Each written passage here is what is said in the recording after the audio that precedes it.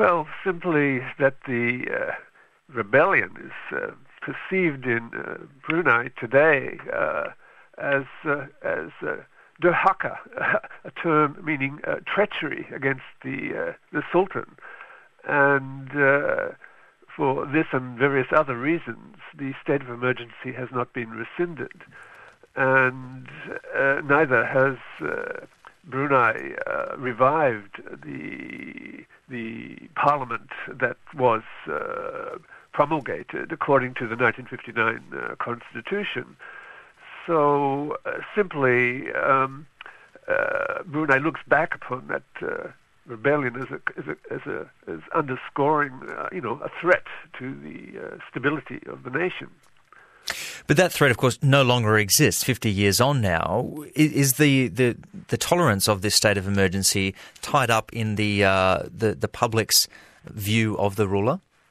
Well, simply for various reasons, there has been no challenge to the status quo in Brunei. The legitimacy of the Sultanate, of course, stems from its windfall oil revenues, which the Sultanate, passes out to its subjects. So no challenge has really been mounted to the Sultan. And why should people do so? They are middle class. They are satisfied with the status quo. So there's simply no push for democratic change in Brunei. It sounds like a contradiction, but it's a fact. So people are simply too comfortable to worry about politics. Pretty much so. I mean, occasionally there are two token opposition parties, but they have no seats in any institution, so they're marginalized. People can vent their anxieties and letters to the editor or through rumor, so-called lying, and these days, of course, through internet. But that's about as far as any murmur of discontent goes. So if politics isn't a huge concern, or at least further democratisation isn't much of a concern amongst the public, and they're fairly economically comfortable, what are some of the main issues that the nation of Brunei faces?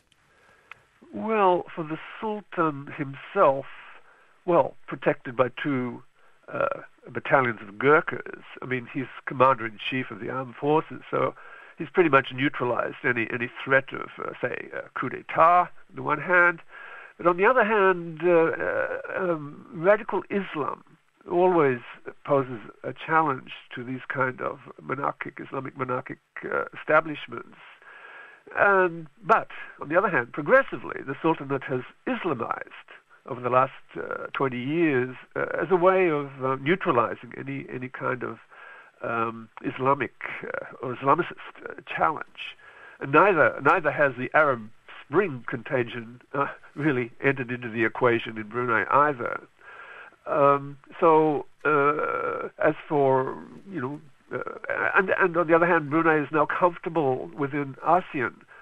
As an ASEAN member, threats from neighbors have virtually disappeared. And looking ahead, Brunei will chair the ASEAN summit from next year, further giving it legitimacy within ASEAN and the region. So, as you mentioned, though, the source of the Sultan's wealth is the country's oil reserves, and thus the stability that stems from that. How long is this going to last? How long will the oil last? Well, that's a state secret, and it's an oil company's secret, but it's always been put around that, 15 years more reserves remain. But as the technology for deeper sea exploration and development expands, so probably the pool of reserves expands. So nobody really knows. Moreover, Brunei Darussalam has reaped the benefits of fairly high oil prices in recent years. Moreover, it's locked into long-term contracts, 15-year contracts with its major markets and clients, Japan, Korea, and now China. So it looks good, but it could be. It is vulnerable. It's, of course, oil and gas is a finite reserve. So Brunei simply has to manage its sovereign wealth in clever ways, and that does pose a doubt into the medium term. Yes.